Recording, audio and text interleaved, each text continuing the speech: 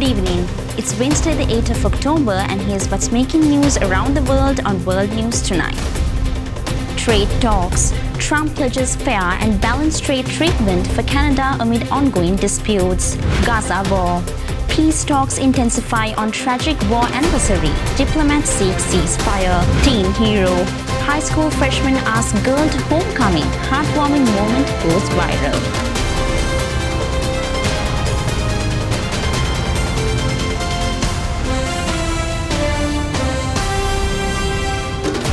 From Colombo, this is World News Tonight with Prithika Sivakumar. Good evening once again. President Donald Trump meeting Canadian Prime Minister Mark Carney in Washington pledged to treat Canada fairly amid a bitter trade standoff over U.S. tariffs. Carney's visit marks a second White House engagement this year focused on resolving cross-border economic strife. U.S. President Donald Trump welcomed Canadian Prime Minister Mark Carney to the White House on Tuesday for his second visit in 5 months. Their meeting comes as Carney faces increasing pressure to address U.S. tariffs on steel, autos, and other goods that are hurting Canada's economy. Since his last visit in May, the Prime Minister has made numerous concessions to the U.S., Canada's biggest trading partner, including dropping some counter-tariffs and scrapping a digital services tax aimed at American tech companies. He initially responded to Trump's tariffs by pushing for a separate trade and security deal, but as talks ran into trouble, he switched his attention to a review of the U.S.-Canada-Mexico free trade deal, slated for next year. In the Oval Office, Trump promised to treat Canada fairly in tariff talks. I think they're going to be very happy. But Trump was less committed to the continental trade deal. Well, we can renegotiate it, and that would be good, or we could just do different deals. Canada sends 75% of all exports to its southern neighbor, leaving its economy vulnerable to U.S. trade action. While most of its exports enter tariff-free under the U.S.-Canada-Mexico Trade Pact, Trump's tariffs have pummeled Canada's steel, aluminum, and auto sectors, along with small businesses. The problem we have is that they want a car company and I want a car company, meaning the U.S. wants a car company. And they want steel and we want steel. Trump said the countries have a, quote, natural conflict, and that Americans don't want to buy cars that are made in Canada. We want Canada to do great, but, you know, there's a point at which we also want the same business. We're competing for the same business. That's the problem. There are areas where we compete, and it's in those areas where we have to come to an agreement that works. But there are more areas where we are stronger together, and that's what we're focused on, and we're going to get the right deal. A Canadian government official and several analysts played down the chances of an imminent trade deal with Trump and said the fact discussions are continuing should be considered a success for Carney. He's a good man. He does a great job, and he's a tough negotiator. At the meeting, Trump was pressed on why no trade deal had been reached yet. So then what's holding things up? If he's a great man and you want to do a deal with Canada, why aren't you? Because I want to be a great man, too. Meanwhile, some Canadian liquor stores are boycotting U.S. alcohol in response to Trump's tariffs, and some Canadians are shunning travel down south, though Trump seemed unconcerned when asked about it. The people of Canada, they will love us again. Most of them still do. At least 24 people were killed and 47 wounded when a motorist paraglider dropped bombs on a peaceful Buddhist festival and protest in Seonggu, central Myanmar. The attack, blamed on the military junta, struck as hundreds gathered to mark a national holiday and protest conscription. The bombing occurred during the Thadingyut festival as villagers held a candlelight vigil in Seongyu Township, Sagang region, calling for the release of political prisoners and opposing military conscription. Eyewitnesses said that the paramotor dropped 2 bombs within minutes. This tactic reflects a disturbing shift by junta using motor-driven paragliders when conventional aircraft are scarce, turning skies into kill zones over civilian gatherings. Human rights groups decry it as a war crime and urge strong regional pressure. The attack is a stark reminder of Myanmar's protracted conflict since the 2021 coup.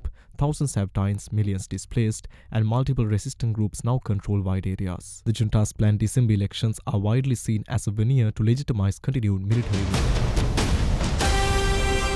Following a severe blizzard that stranded hundreds above 4,900 meters near Everest's eastern slope, Chinese authorities confirmed all 580 trekkers, plus over 300 guides and support staff, have been successfully evacuated to safety. The massive search and rescue operation ended one of the region's largest mountain emergencies in recent years. The stranded groups included hikers, local guides, yak herders and support personnel trapped in the remote Karma Valley in Tibet after heavy snowfall blocked their descent routes. Initially, around 350 trekkers navigated down on their own by midday Monday, and the remaining were gradually escorted out over the following days. Rescue teams mobilized on multiple fronts using drones, locals with livestock, horses, yaks and oxen, and ground teams carrying oxygen and heating supplies to reach stranded groups in deep snow and treacherous terrain. Several trekkers reportedly suffered mild hypothermia. Authorities prioritized bringing them to a rendezvous point equipped with emergency resources. The Everest area's closure has since been announced while officials assess conditions. The blizzards occurring during China's National Golden Week holiday, a peak travel period, underscores how unexpectedly volatile mountain weather can jeopardize even well-prepared expeditions. New South Wales police intercepted and arrested 3 men in Revesby yesterday afternoon following an alleged hit near a childcare centre. Officers seized firearms, balaclavas and jerry cans and charged the suspects with conspiracy to murder and participation in a criminal group during a tactical operation yesterday. Afternoon rush hour in Revesby and moving with the traffic this dark sedan. The driver allegedly heading to a gangland hit with murder on his mind. But he doesn't check his rearview mirror. Full shootout of the cops. At the same time, only a few streets over, another squad surrounds another car. Heavily armed officers pull off a speedy and almost surgical police sting. And it needed to be, because they allege these 3 were armed and driving to a southwest Sydney childcare centre, ready to kill. Undoubtedly prevented a murder and collateral damage that may have been caused. Police won't say which childcare centre could have been in the middle of an underworld shooting, but have revealed what was in the car. A handgun with ammo, jerry cans, balaclavas and a body-worn camera. The decision yesterday to make the vehicle stops where they did was entirely a tactical decision around safety and safety first.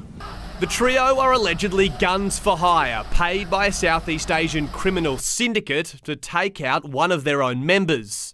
The target is a father whose child attends the childcare centre. With a price on his head, he's now cooperating with police. Family of 26-year-old Tyrone Tualugu Rio, 19-year-old Kevin Mundine, and the mother of 18-year-old Greel Tai.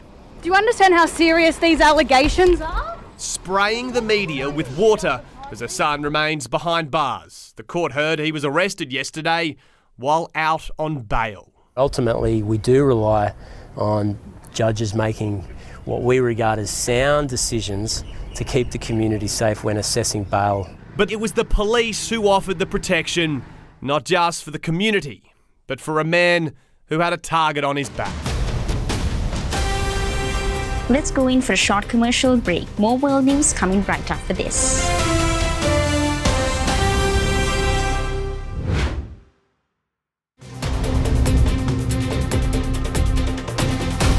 Welcome back.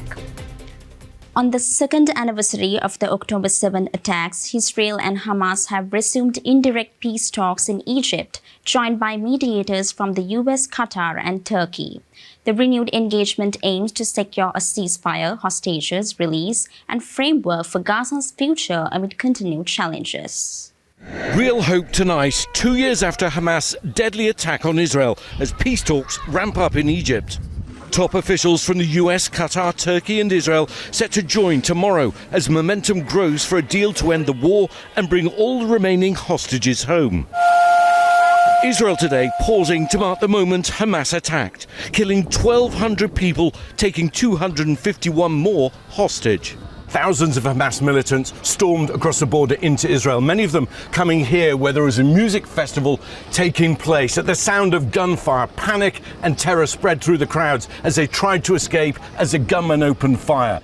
Tal Haimi died defending his kibbutz, his body still being held by Hamas in Gaza. This would have not have happened. This wouldn't have happened without the direct involvement of President Trump. I have no doubt in my mind. Our team on the ground in Gaza, where 2 years of bloody war have left over 67,000 dead, according to the Hamas-run health ministry. Ahmed Temraz sceptical a deal can be reached, saying Gaza is a graveyard for the living. Our lives are not a toy in your hands. It's enough. Brussels proposed cutting tariff-free steel import quotas nearly in half and doubling duties to 50%, a move the EU says will protect its embattled industry. Seoul warns that the plan would hit South Korean exports to Europe and is seeking talks with the European Commission to protect the steel sector. The European Union has announced plans to raise tariffs on imported steel to 50%, doubling the current rate and half the current duty-free steel import quota.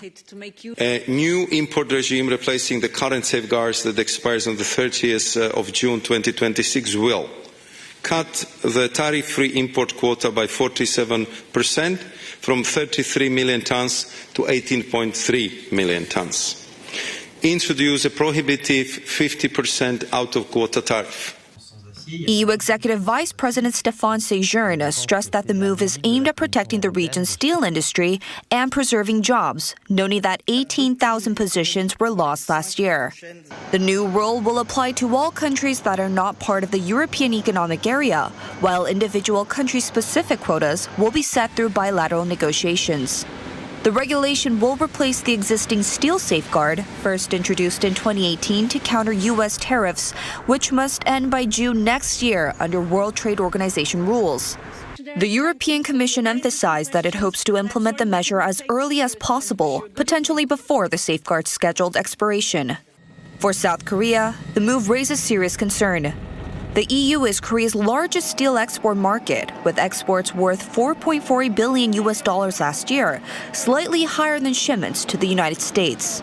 Korean steelmakers already filled their existing duty-free quotas to the limit, meaning any quota cuts would directly increase costs and threaten competitiveness. EU officials also hinted that the tougher import regime could serve as leverage in ongoing trade talks with Washington, as Brussels continues to demand that the U.S. ease its own steel tariffs. French Prime Minister Sébastien Lecornu resigned mere hours after unveiling his new cabinet, deepening a political crisis that has seen repeated government collapses. President Emmanuel Macron tasked Lecornu with 48-hour talks to find a compromise, as markets and voters reacted with alarm and called for elections. Last-ditch attempt for Emmanuel Macron. A few hours after his resignation, Sébastien Lecornu is back in the driving seat for one last lap. The shortest-serving Prime Minister of the Fifth Republic has been entrusted with one last mission: to pick up the pieces of a shattered coalition. He now has just a few days to come up with a course of action. At the request of the presidents, I've agreed to hold final discussions with the political forces for the stability of the country. I'll inform President Macron on Wednesday evening whether or not this is possible, so that he can draw the necessary conclusions. An almost impossible task, with obstacles on both the right and the left. Earlier on Monday, Bruno Le Maire, the former finance minister, chose to remove himself from the outgoing government. A decision that could appease tensions, his critics say, but things remain fragile. Either resignation or dissolution. The second option, dissolution, is in our view irreversible. The only solution is an election. The President of the Republic is free to resign. There is dissolution, which we are calling for. In any case, no government will have our support. We will systematically censure any government. On the left, the France Unbowed party is calling for Macron's resignation, while the Socialists and Greens are pushing for what is known as cohabitation, when the President and the Prime Minister come from different political parties. Our preferred choice is cohabitation, and this is not just an option, it is a democratic right. Le Cornu has until Wednesday evening to give his report to the president. Macron said he is prepared to take responsibility in the event of another failure, which would probably see France go once again to the polls in new legislative elections. Severe flooding in Egypt and Sudan has reignited tensions over Ethiopia's Grand Ethiopian Renaissance Dam. Egypt accuses Ethiopia of causing downstream flooding through uncoordinated water releases, while Ethiopia maintains that regulated operations mitigated potential damage. The dispute threatens regional stability and complicates humanitarian efforts in the affected areas. Fisherman Saeed Gamil says he's lost everything after rising Nile waters inundated homes and fields in northern Egypt. It's flooding that's forced him to move around by boat. And it's also intensified a war of words between Egypt and Ethiopia over the latter's recently inaugurated mega dam. In his Nile Delta village, Gamil said people have been forced to sleep on their roofs, but were now moving because their buildings had started sinking into the water. The water level is extremely high, much higher this year. Before, it would rise for 2 days and then recede. Now it has been high for a long time, and it's not like before. The Nile has long been affected by seasonal flooding due to monsoon rainfall in the Ethiopian highlands that usually peaks in July and August.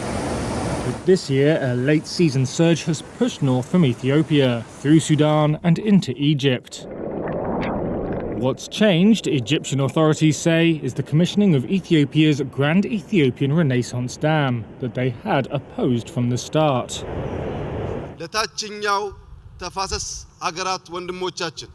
At its inauguration on September 9th, Ethiopian Prime Minister Abiy Ahmed said the dam was built to bring prosperity to the region and never to hurt Ethiopia's brothers. Egypt's Water Resources and Irrigation Ministry, however, has accused Ethiopia of operating the dam recklessly. In a statement, it detailed discharges from the dam that it said helped trigger a man-made late flood. Ethiopia has rejected the Egyptian statement as malicious and riddled with numerous baseless claims. Instead, it argued that regulated releases from the project had reduced flood impacts. Without the dam, Ethiopia claimed that heavy rain would have caused historic destruction in Sudan and Egypt. In Sudan, the UN's migration agency said floods in the city of Bari, just across the Blue Nile from the capital Khartoum, had displaced around 1,200 families last week and destroyed homes, compounding an 18-month war that had also crippled the country's ability to respond. Time for a short break now. We'll be right back with more world news.